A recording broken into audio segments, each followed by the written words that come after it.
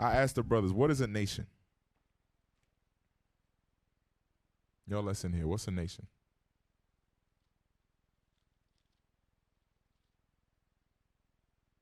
Anybody, somebody. Go ahead. Shalom, sir. Shalom. David. A nation is a race of people with the same goal and the same, I guess, the same goals in mind. Same goals in mind. Okay. What else y'all got? Anybody else got a thought? Go ahead. Brother Michael, a nation is a people of like the same race and like the brother said, same goals and traditions. Same goals and traditions. Okay. So let's look at all right, let's go to this Genesis 10 real quick. Let's start at verse 5. That brother's parched. Genesis chapter 10 and verse 5. Let's start there. By these were the isles of the Gentiles. So when we read the Bible, right? Start at verse 1. Let's start there. Verse 1. Let's slow down. Now these are the generations of the sons of Noah, Shem, Ham, and Japheth. And unto them were sons born after the flood. So after the flood, there was Shem, Ham, and Japheth. These were the three sons of Noah. Jump down to verse 5. Verse 5. By these were the isles of the Gentiles divided in their lands, every one after his tongue, after their families and their nations. So prior to this scripture, right, we see that there were sons of Japheth, right? But he's telling you, by these were the isles of the Gentiles divided in their lands, every one after his tongue, after their families and their nations. So these were different nations that we're looking at when we read this, right? So read the next verse. Verse 6. And the sons of Ham, Cush and Mizraim. Right, so the sons of Ham, they were called the Canaanites in the Bible. Go ahead. And Put and Canaan. Right, so there was Cush, there was Mizraim, there was Put, and there was Canaan. Go ahead. And the sons of Cush, Seba and Havilah and Sabta and Rama and Sabteka, and the sons of Rama, Sheba and Dedan. Okay, so these are nations that we're reading about, right? We read one name and we say, hey, it's just one dude. But they're making reference to that name so you can see, how did this nation form? How did the Hamites come to be, right? How did the Japhites come to be, right? How did these different nations or these groups of people come to be? Jump to we'll go to verse 20. Verse 20. Now these are the sons of Ham after their families. Right, these are the sons of Ham, right? So we're jumping down. So we saw that the first couple verses was Japheth. Now we're seeing Ham. Go ahead. After their tongues, in their countries, and in their nations. In their what? In their nations. So there was nations that came out of Ham as well, right? So Japheth had nations. Ham had nations that came out of him, right?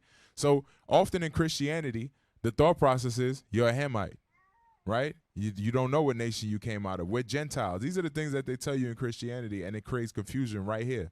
But God is telling you, look, I created all these different nations, and each one of them serves a purpose as you go throughout the Bible. We're focusing on Israel today.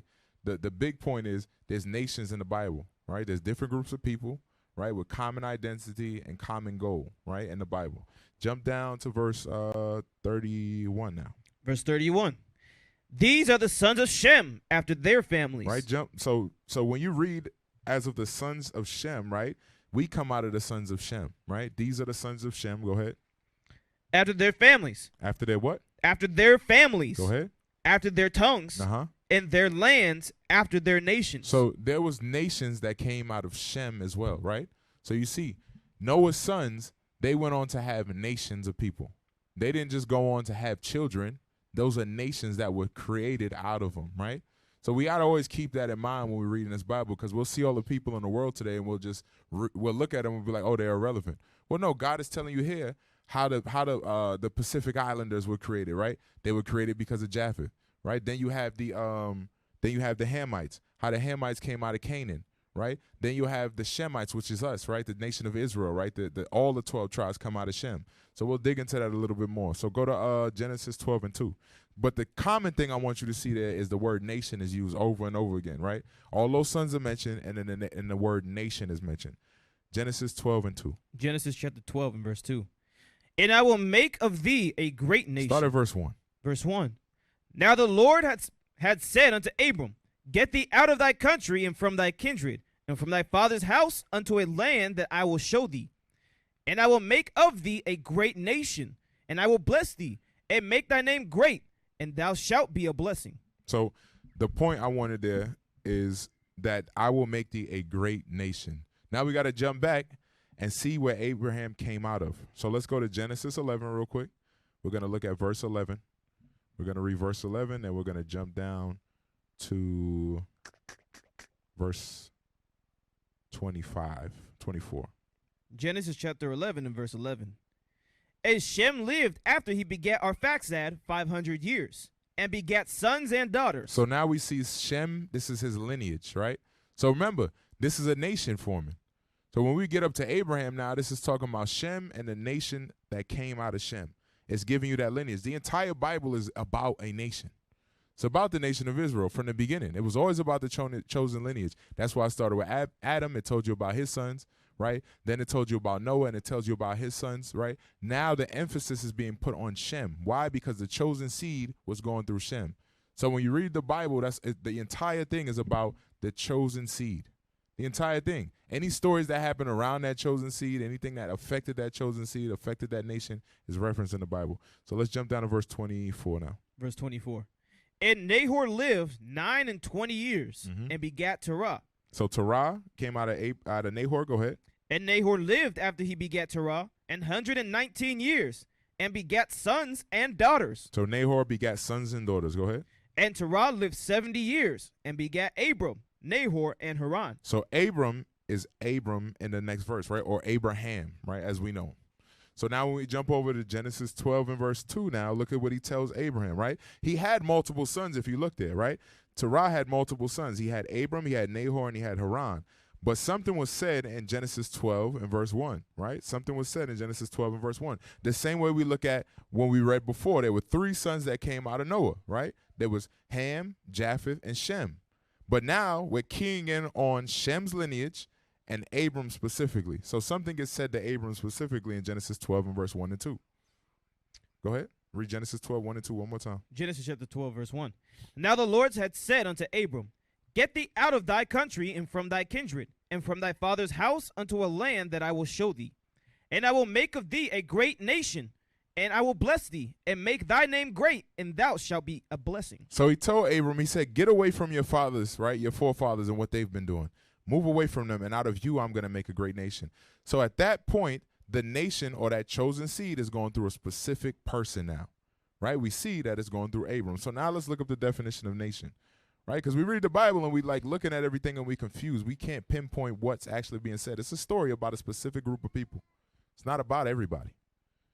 That's why the Christian church has lied to us, right? They've been able to lie to us over and over again and tell you the Bible's for everybody. But you see from the beginning, it was always following this chosen seed. Nation. Let's look this up.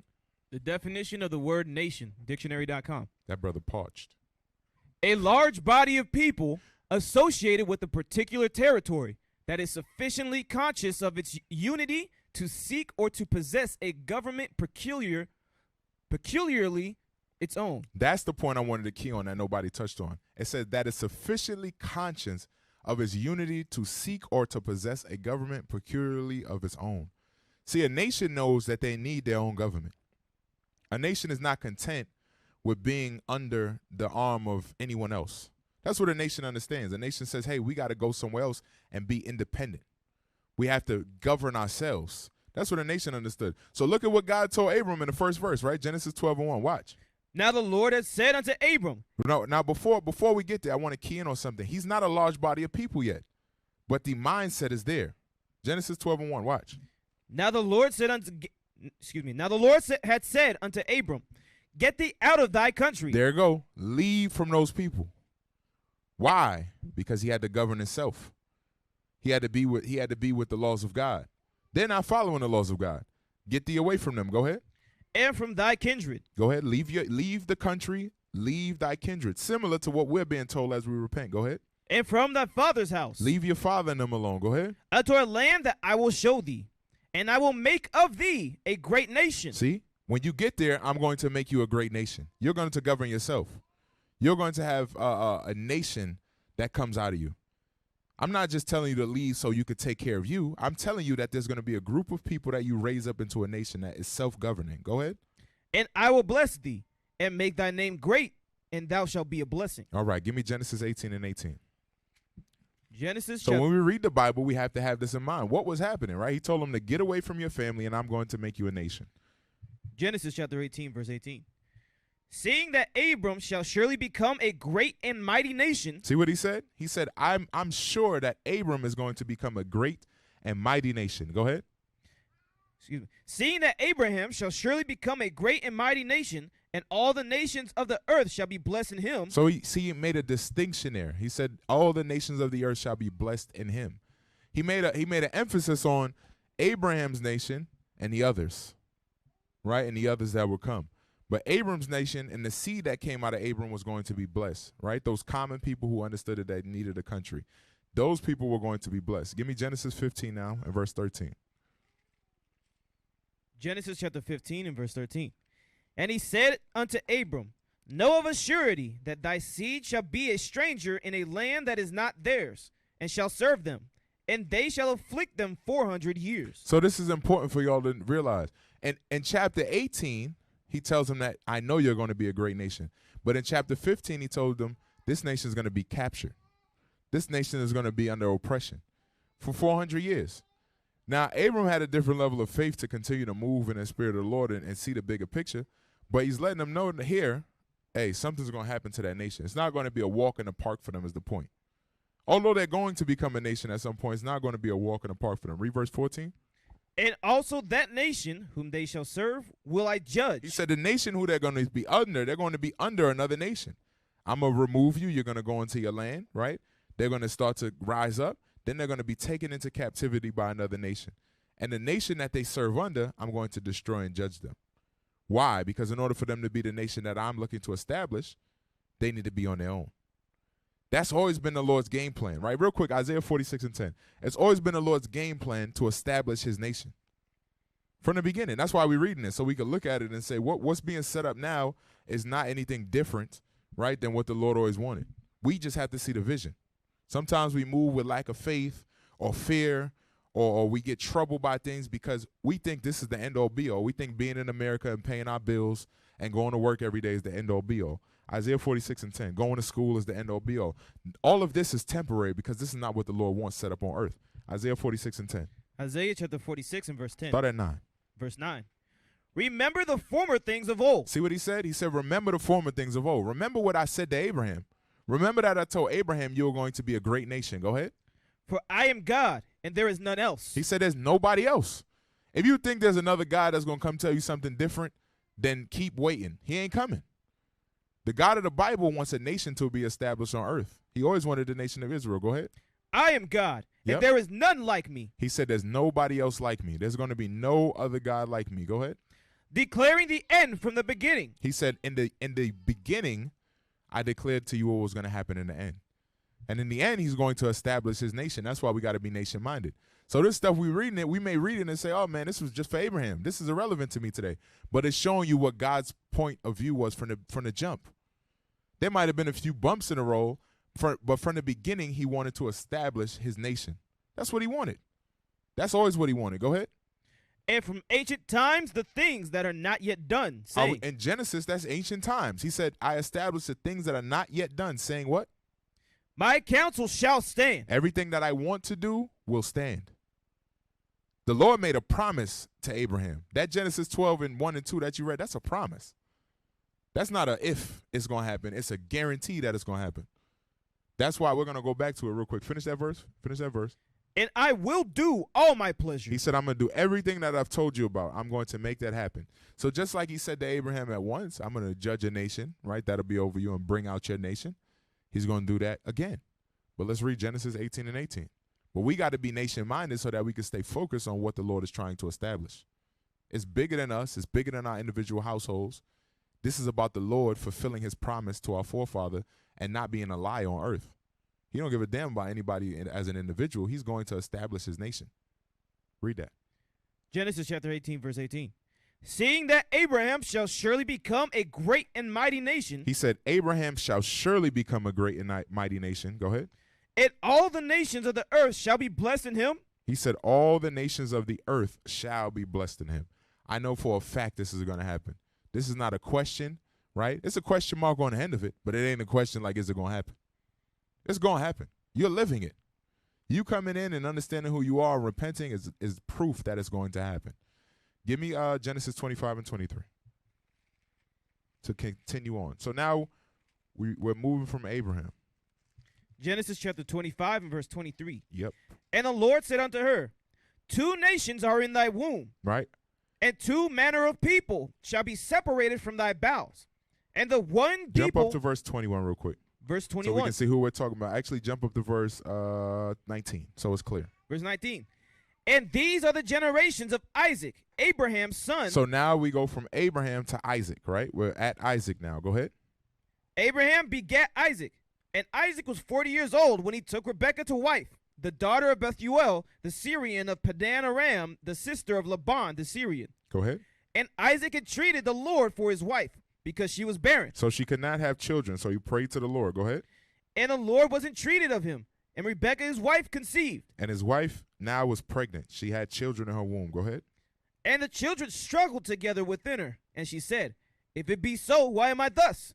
And she went to inquire of the Lord. So now she's like, why are they fighting in my womb? I'm going to go pray to the Lord and figure out what's going on. Go ahead. And the Lord said unto her, 2 nations are in thy womb, and 2 manner of people shall be separated from thy bowels. Oh, we see that word again. Read verse 23. And the Lord said unto her, 2 nations are in thy womb. See, again, we see nations. They're plural. But he didn't deal with every nation. That's why when people say that, it's foolishness, right? It's clear they didn't read the Bible because there were always nations in the Bible. Ham had nations, right? Japheth had nations. The Lord didn't deal with all nations. Right here, there are 2 nations in Isaac's womb. Isaac was coming from the chosen seed. Now there are 2 nations in his womb. Let's see who the Lord chooses. Let's go ahead, read. And 2 manner of people shall be separated from thy bowels. Go ahead. And the one people shall be stronger than the other. He said one of these people are going to come out, and they're going to be stronger than the other. Go ahead. And the elder shall serve the younger. Meaning Esau is going to serve Jacob. That's what he was saying. So Jacob is going to be on top in the end. Go ahead. And when her days to be delivered were fulfilled, behold, there were twins in her womb. You can stop there. You can stop there. So the point is, if we carry on now, let's go to Genesis 35. I want to get out of here. But the point is now we see there's Jacob and Esau. As we know, Jacob's name was turned to Israel. Jacob's name was turned to Israel. So we're going to go to Genesis 35. We're going to read verse 10. Good looking. Genesis 35 verse 10. Genesis chapter 35 and verse 10. And God said unto him, Thy name is Jacob. Thy name shall not be called any more Jacob. So he gave him a new name. This is Jacob, right? Now, Jacob was one of the 2 twins that came out. There was Jacob and there was Esau. Jacob was chosen. He said, Thy name shall not be called Jacob. Go ahead. Actually, yeah, you at 10, right? Go ahead. Thy name is Jacob. Thy name shall not be called any more Jacob, but Israel shall be thy name. Uh-huh. And he called his name Israel. Go ahead. And God said unto him, I am God Almighty. Be fruitful and multiply. A nation and a company of nations shall be of thee. He said, out of thee is going to come a nation. Right? So the nation that we are from is the nation of Israel. But he's telling them a company of nations, meaning you're going to have multiple sons, right? You're going to have 12 sons. Those 12 sons are going to be the nation of Israel. That's what he's saying to him. Go ahead. And kings shall come out of thy loins. That's what we are. We are kings. Because why? We run a nation. That's what we're supposed to be doing. But we've limited ourselves to being subservient here in Babylon. We think we're supposed to go to work, do our job. We limit ourselves mentally. We limit ourselves physically. We think this is the extent of who we're supposed to be. Is our car, our house, the money we make in this world, right? What we can achieve in this life. We got to see beyond that, brothers. Sisters, you got to see beyond that. You got to see beyond what we're doing today. This don't matter. This is irrelevant to the grand scheme of things. What we are aspiring to is to become a nation again. Genesis 46 and verse 3. So that's what the Bible is about. From the beginning, the Lord was always trying to establish the nation of Israel. It wasn't about an individual being a man. It wasn't about somebody having the best breakdown. It wasn't about you being the mightiest Israelite. It was about the nation that the Lord was trying to establish. Genesis 46 and verse 3. Genesis chapter 46 and verse 3. And he said, I am God, the God of thy father. Fear not to go down into Egypt, for I will there make of thee a great nation. So question for the brothers, where did we read that he was going to do that earlier? Where did we read this earlier? Because we read this somewhere earlier. Y'all thought y'all was just going to listen? I'm going to drink coffee. We read this earlier. So what scripture did we read this in earlier?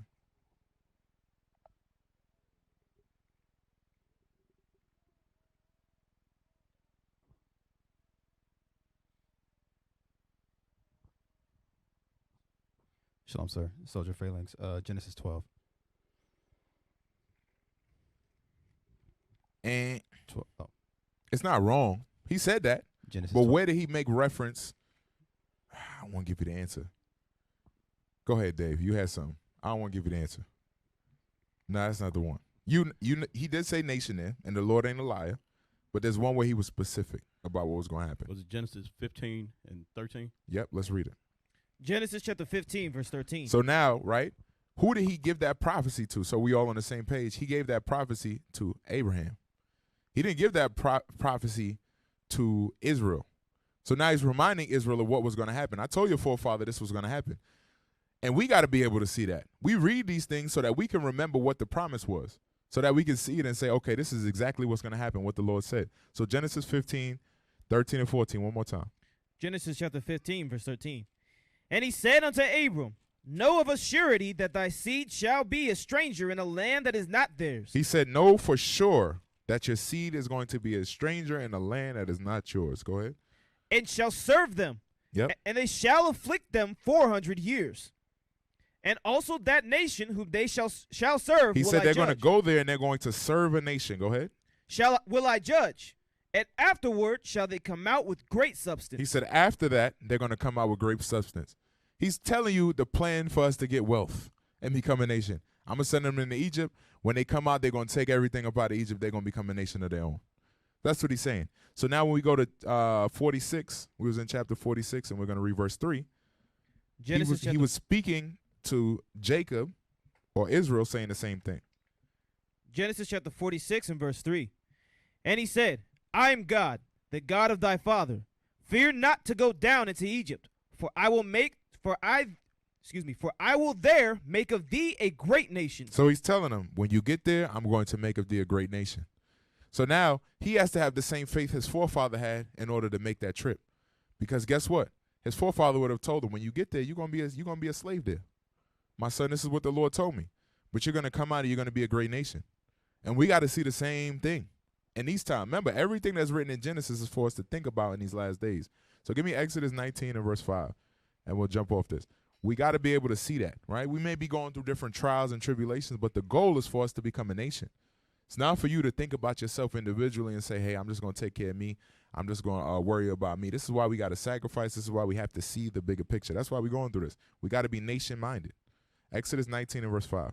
Exodus chapter 19 and verse 5. Now therefore, if ye will obey my voice indeed, and keep my covenant, then ye shall be a peculiar treasure unto me above all people, for all the earth is mine. He's saying, for all the earth is mine. Everything on this earth is mine. And I'm telling you where you're going to sit in it. In the hierarchy of things, you're going to be above everything. If you listen to me, go ahead. And he shall be unto me a kingdom of priests. He said you're going to be a kingdom. The kingdom was the nation of Israel, right? He said you'll be a kingdom. Go ahead. And an holy nation. And a holy nation. A holy nation. Go ahead. These are the words which thou shalt speak unto the children of Israel. He said you're supposed to tell the children of Israel this, and this should sink into their mind.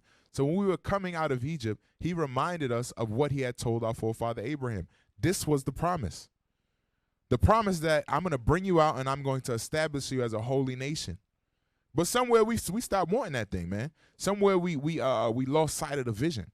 Well, we got to reclaim that. We got to see what the vision is. It ain't just for you to yell out Judah on the Sabbath or Benjamin on the Sabbath. It's for you to understand the goal is to become a holy nation again, to become that set-apart people. Read verse 5 and verse 6 one more time. Now, therefore, if ye will obey my voice indeed, and keep my covenant, then ye shall be a peculiar treasure unto me above all people. He said you are going to be above all people if you keep my covenant. Go ahead. For all the earth is mine, and ye shall be unto me a kingdom of priests and a holy nation. These are the words which thou shalt speak unto the children of Israel. So this is what Moses told the children of Israel. And obviously we see where we are today, back in captivity. So we've forgotten the vision. But we here to reclaim it again. All of this was prophesied by the Lord that everything here would happen, right? And that's why I'm like, it's a million directions I could take this thing and talk about it, but we understand why we fell because of Deuteronomy 28. Read Deuteronomy 28, verse 15. I didn't have this written down. That's why I say, Yasadi, I ain't getting through all of this, right? But what we got to be able to think about is why we fell, because we forgot the mindset of being a nation. We forgot what the goal was. Whenever you lose sight of the vision, before you read that, Proverbs 29 and 18. Before you read that, Proverbs 29 and 18. In order for you to fall off the way we've fallen off, we've forgotten what the vision was. In our day-to-day lives, we forget what the vision was. Esau has made us think about me, myself, and I, and nothing else. Their jobs, their cause. We've forgotten this. Proverbs 29 and verse 18. Proverbs chapter 29 and verse 18. Where there is no vision, the people perish. Where there's no vision about what you're supposed to be and what you're supposed to become, you perish. You destroy. If you just go into the gym and you have no goal, you ain't got no vision board, you ain't got what you want to do in terms of your workout, you're going to start to plateau. If you are an athlete, and you working out, you have no goal on where you want to get as an athlete, you won't get there. You have to have a vision. So in the truth, we got to have a vision for what we're trying to establish, or you're going to plateau. If you in here and you don't understand, this is about forming a nation, you're going to stop working. You're going to say, I'm doing enough. You're going to feel like it's about you. You're going to stop praying 3 times a day because you're going to say, I'm straight. I don't really got problems. We got to be able to see the vision. The vision hasn't been established to the Lord yet. Read it one more time. Where there is no vision, the people perish. Uh-huh. But he that keepeth the law, happy is he. All right, go to Deuteronomy 28, verse 15 now.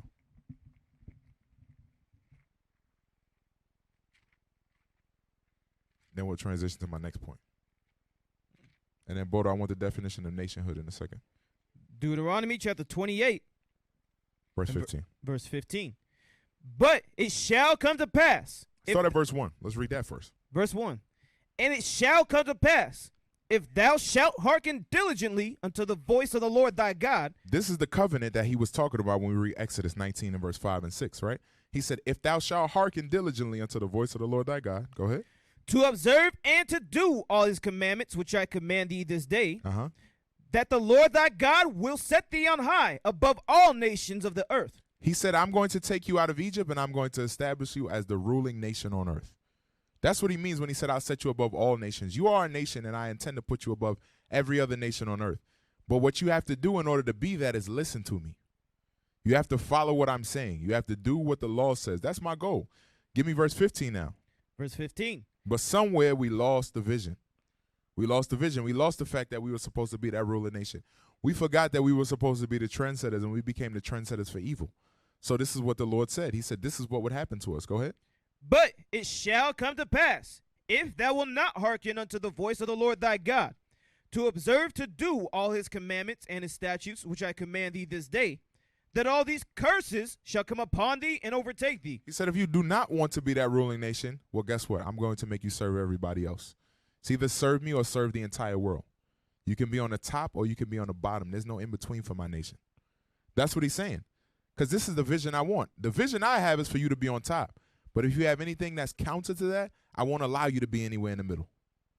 I'm not going to allow it. I'm going to put you on the bottom. Give me verse 43 and verse 44 real quick. I'm going to allow you to be on the bottom. That's the only other option you have. You can't be second place. You can't be the third place nation. You can't be number 4. I'm going to put you on the bottom or I'm going to put you on the top. That's what the Lord wanted. He wanted you to be on top. We didn't pick that. I put you on the bottom. Read verse 43. Watch. Verse 43. The stranger that is within thee shall get up above thee very high, and thou shalt come down very low. See, I'm going to drop you to the bottom of all the nations on the earth. Because when we came out of Egypt, Joseph had set up everything that was ordained in Egypt. Right? Joseph had set up the senators in Egypt. What is that, Psalms 105? Just want to prove that. I don't want to just say things. Taking me off the deep end. But we got to see how far we've fallen, because this is us coming out of Egypt. And now he says, I'm going to put you on the bottom. I think it's 105 and 22. That's what I got in my head. I'm going to look at it.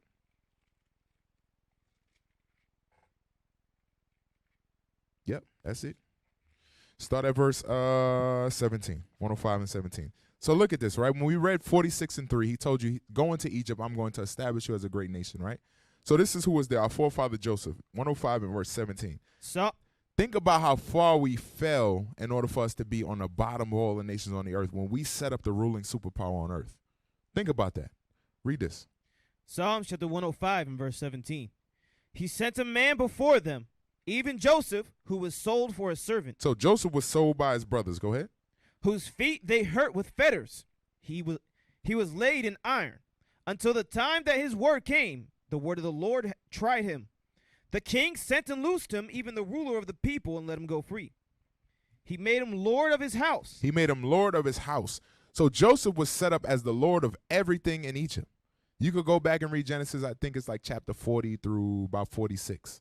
And it shows you Joseph was set up over everything. I think it starts at 38. He'd get thrown in prison, but he was over everything. Everything. He was over the food.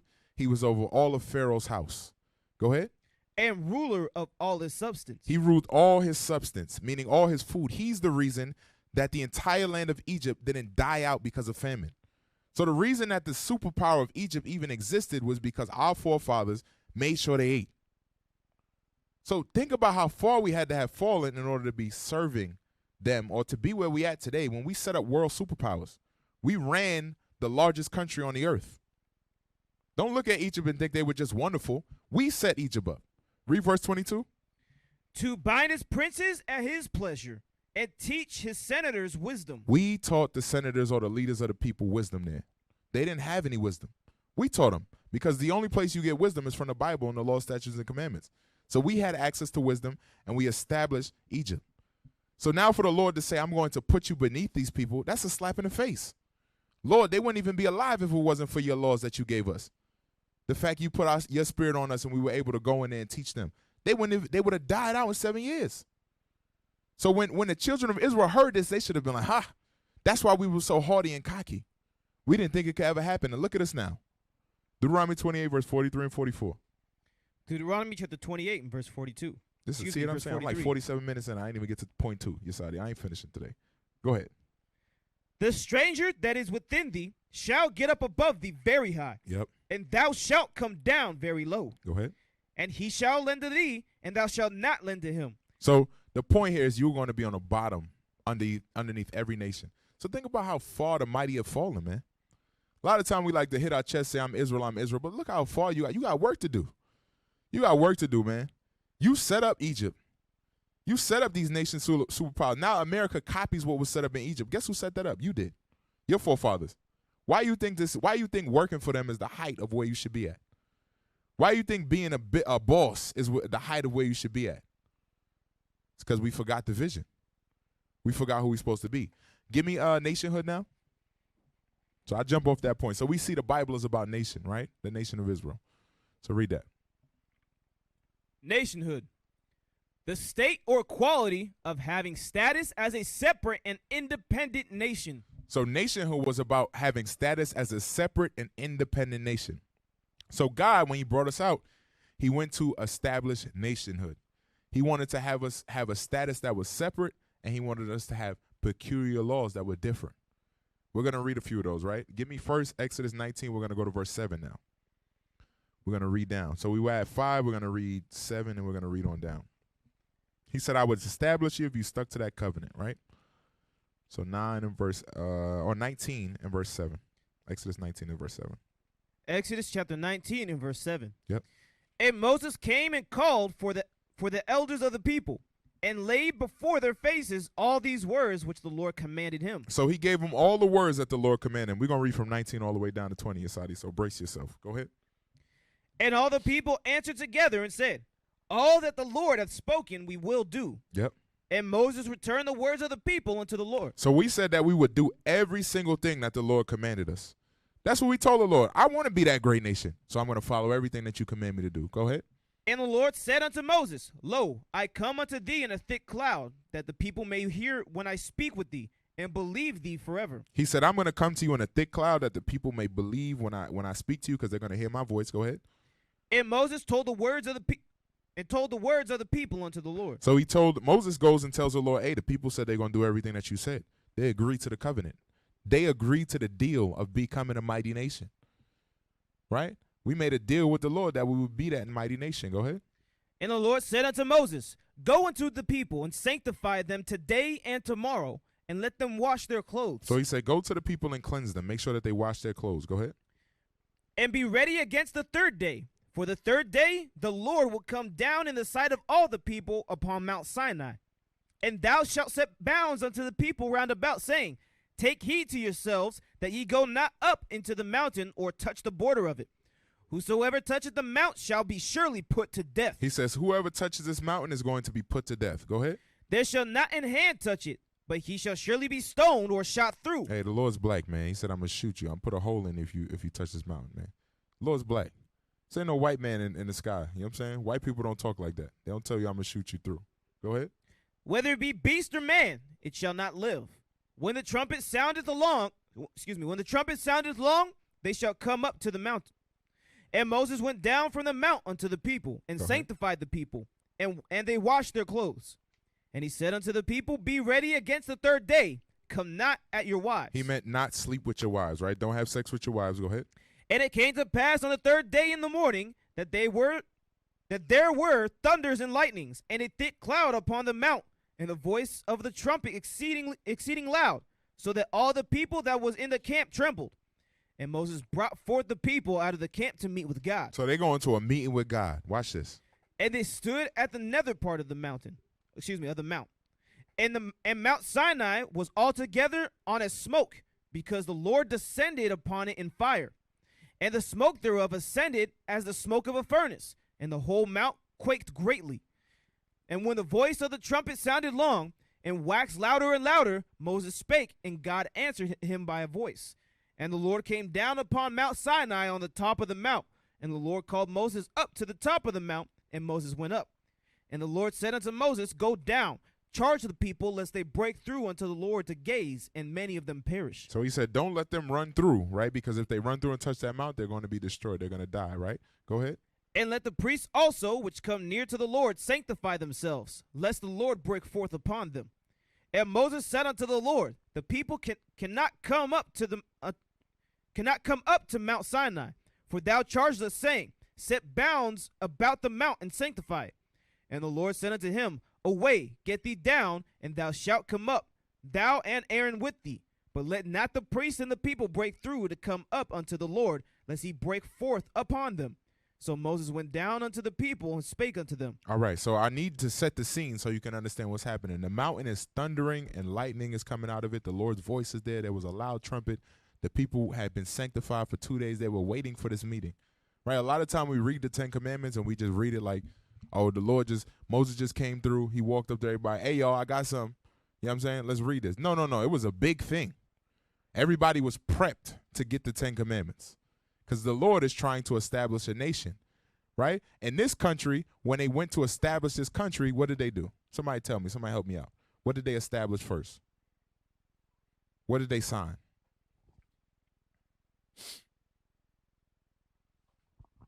Shalom, soldier feelings, the Declaration of Independence. And what else? What did they establish? There's amendments to it. Starts with a C. Give it to Malkiel. They taught Malkiel that thing by heart. Go ahead. The Constitution. There you go, brother. There you go. So the Constitution was established. So what you got to understand is the nation of Israel is being brought out. The Lord says, cleanse yourselves, prepare yourself. Don't sleep with your wife. Get ready. You can't touch this mountain. Now he comes down and he's about to establish their constitution. We read the 10 Commandments as if it's just a random, like a regular thing.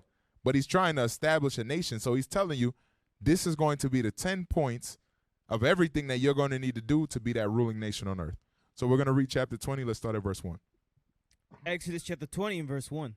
Yep. And God spake all these words, saying, I am the Lord thy God, which have brought thee out of the land of Egypt, out of the house of bondage. Yep. So he said, I'm the Lord thy God that brought you to this point. Go ahead.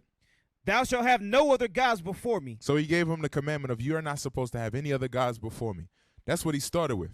This is how you're going to become that great nation. You're going to not have any other gods before me, because every other nation, they had calves. Egypt had multiple gods. The Hamites was worshiping whatever they was doing with the cows, right? Samson's in here, so I don't want to be vulgar.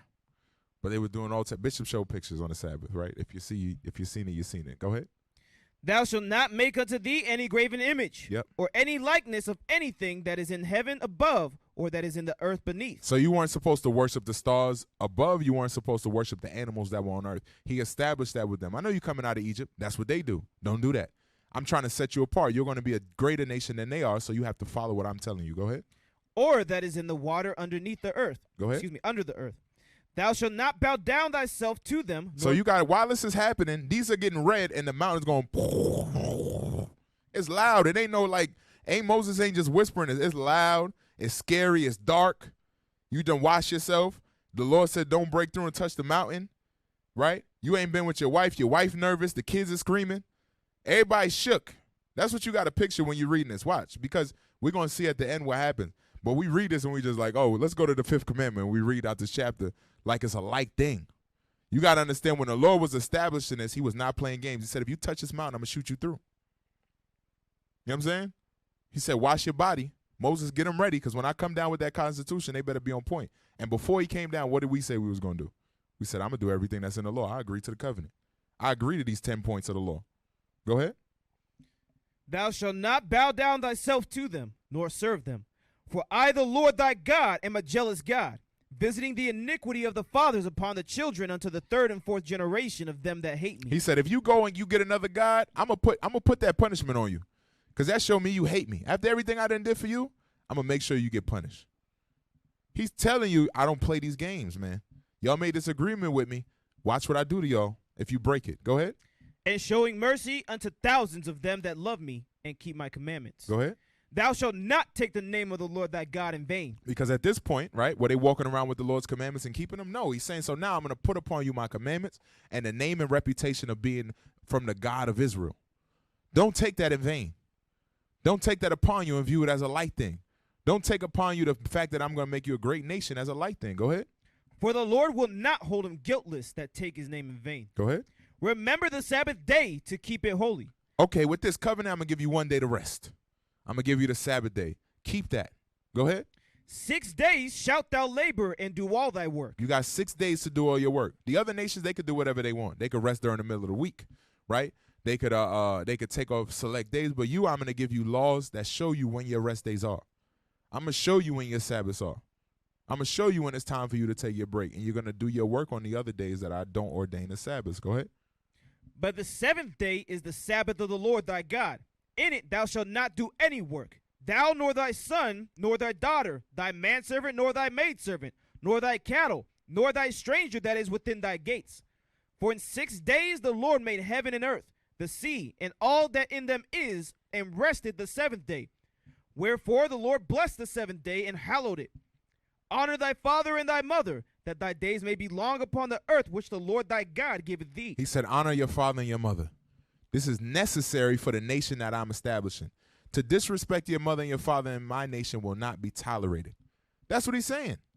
We read this as a light thing. You got to remember, the mountain was shaking. There's thunder, there's lightning. The little kids out there probably peeing on themselves. They scared. Psh, mommy, what's that? Lord said, don't disrespect me. Or else. Right? Go ahead. Thou shalt not kill. He said, you're not going to kill each other. You're not going to be murdering each other. Look at how far we've fallen. We was afraid of this at one point in time. Watch, we're going to see. Go ahead. Thou shalt not commit adultery. You're not going to sleep with nobody else's wife. You want to be my great nation? We ain't doing that. Egypt did that. There's other nations that do that on the earth, but you ain't going to do that. You ain't going to be sleeping with women out of wedlock, dealing with other people's wives. That's not going to be my nation. My nation is going to have order to it. Go ahead. Thou shalt not steal. You're not going to take nothing from your brother. You know why? I'm going to give you everything. If you serve me, I'm going to give you everything. You ain't got to steal. Don't do that. Go ahead. Thou shalt not bear false witness against thy neighbor. No lying, right? You shouldn't look at your brother or try to put a story on him, right? Put a case on him, dropping dime. That ain't true. You ain't supposed to be doing all of this. Go ahead. Thou shalt not covet thy neighbor's house. Thou shalt not covet thy neighbor's wife, nor his manservant, nor his maidservant, nor his ox, nor his ass, nor anything that is thy neighbor's. And all the people saw the thunderings and the lightning. That's what I want y'all to see. The whole time this is getting said to them, the people are seeing the thunderings and the lightning. So when you picture it in your head, don't read these and think it was like the Christian church and Sister Betty got up there and said, today we're going to go through the 10 Commandments. That's not how it went. The mountain was shaking. People was nervous. They sitting there like, man, I cleansed myself up for this. The Lord wasn't playing no games. So when we read this, we got to still read it with that in our mind. Why was he reading this? So he can establish a covenant and create nationhood. This is how my nation is going to be established on these 10 points. Everything's going to roll up into these 10 points. Go ahead. And the noise of the trumpet, and the mountain smoking, And when the people saw it, they removed and stood afar off. When they seen it, they backed up. They said, oh, I don't even want to get that close. I'm terrified. Go ahead. And they said unto Moses, Speak thou with us, and we will hear. But let not God speak with us, lest we die. I'm scared to death. I don't even want God to talk to me. So we read the 10 Commandments and we say, oh, that's it. That's all the Lord gave. No, the people was too scared to get everything else. They said, I don't want to hear nothing else from God. I'd rather hear it from you, Moses. I'm good. That's why Moses gave you the rest. Because if not, this would have went on longer. Go ahead. And Moses said unto the people, Fear not, for God is come to prove you, and that his fear may be before your faces, that ye sin not.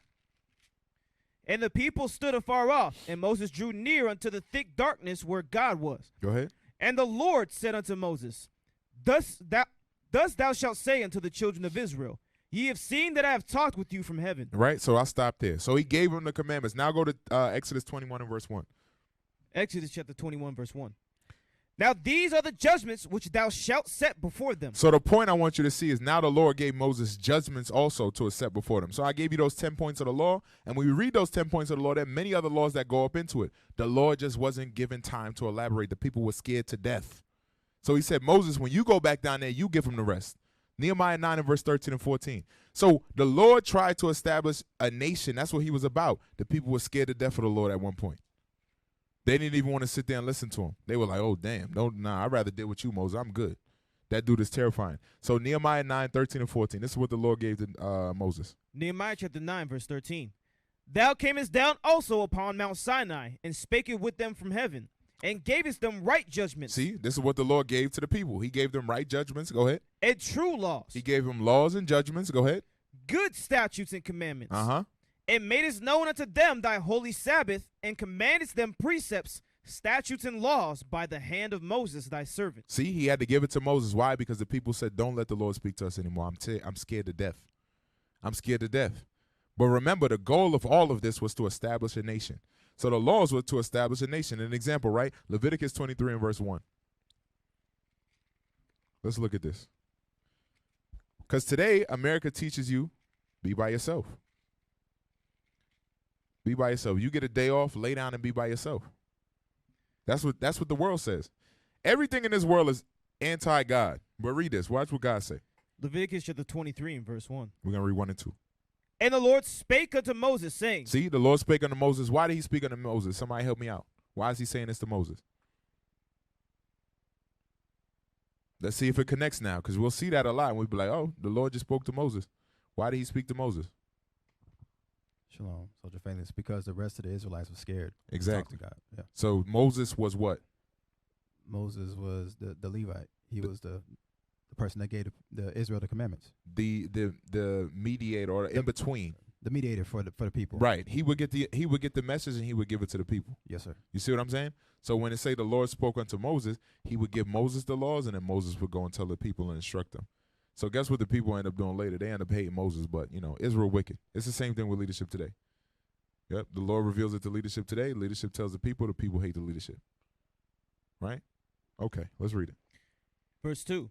Speak unto the children of Israel, and say unto them, concerning the feast of the Lord. So he said, concerning the feast of the Lord, go ahead. Which ye shall proclaim to be holy convocations. He said these things are going to be holy convocations. A convocation is a large formal assembly.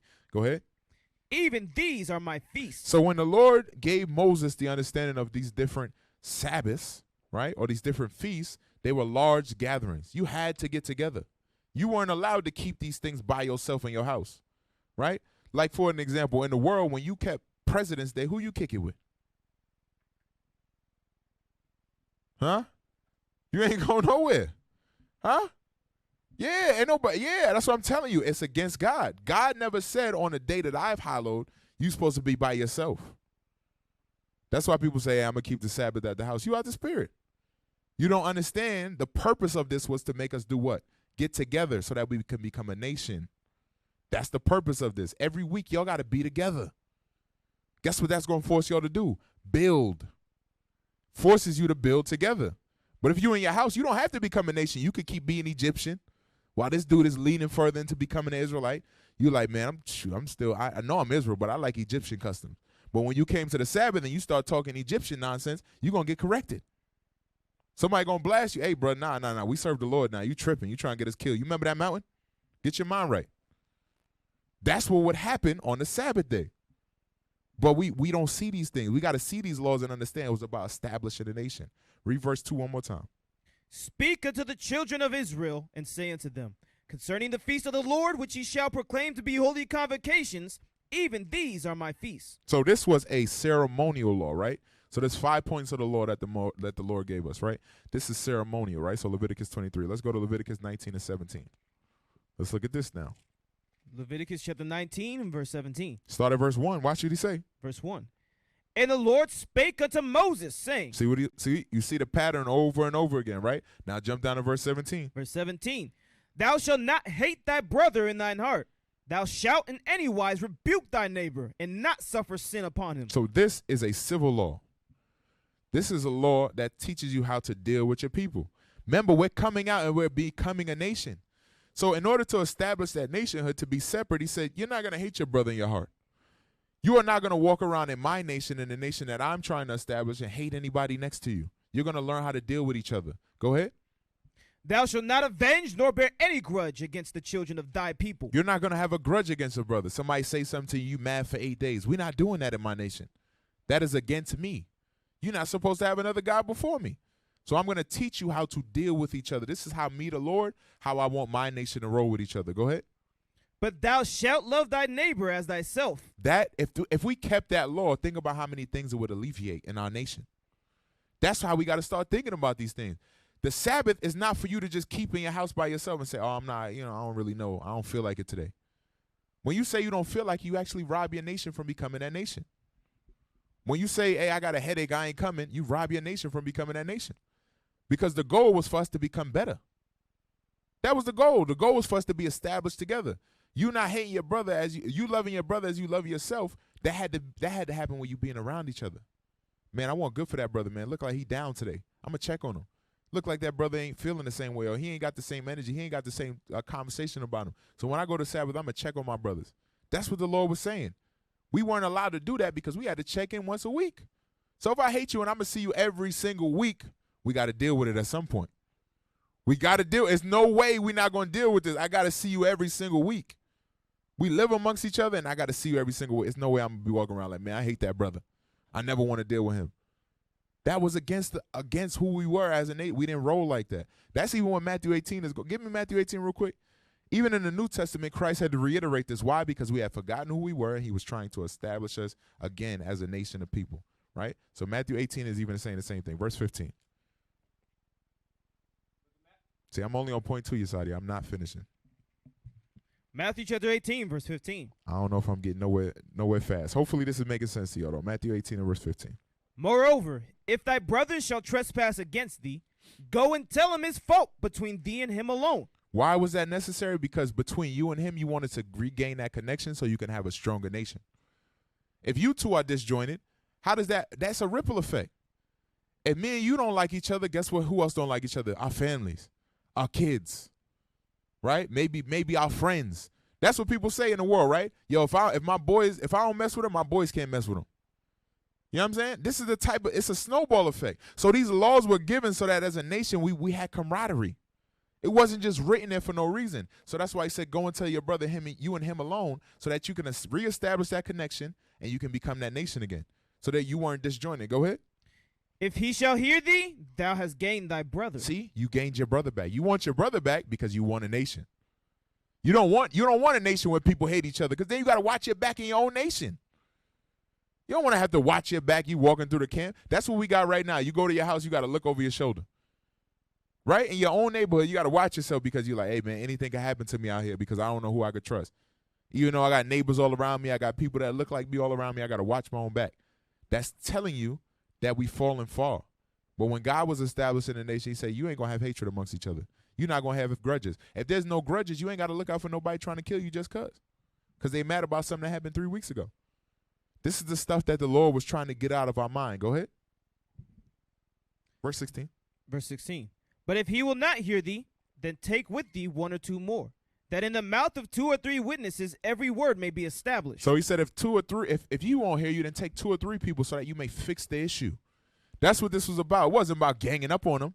It was like, hey, bro, let's fix this issue so that we can move forward as a nation. Go ahead. And if he shall neglect to hear them, tell it unto the church. But if he neglect to hear the church, let him be unto thee as an heathen man and a publican. What is a heathen man? So we understand the nationhood in this, brothers. What is a heathen man? What is that saying? Somebody help me. I didn't even have this written down, but we got to be able to start to see this in everything we read, how the Lord's mindset is. Nah, I'm good. Shalom, sir. A heathen is someone of another nation. There it goes. You see what I'm saying? So now why would you view him? Hold on, Mike, real quick. Why would you view him as somebody of another nation? Because he's not obeying the laws Right. that we were given. Right. He wasn't about reconnecting back with his nation, so therefore we view him as somebody of another nation. Like he's not even of our nation. That was Christ's point. The goal in regaining him was to establish a nation again.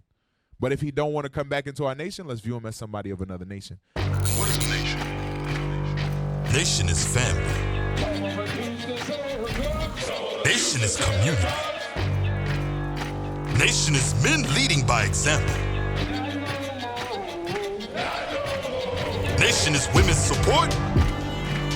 Nation is children with role models. Nation is unity. Nation is you. It's nation time.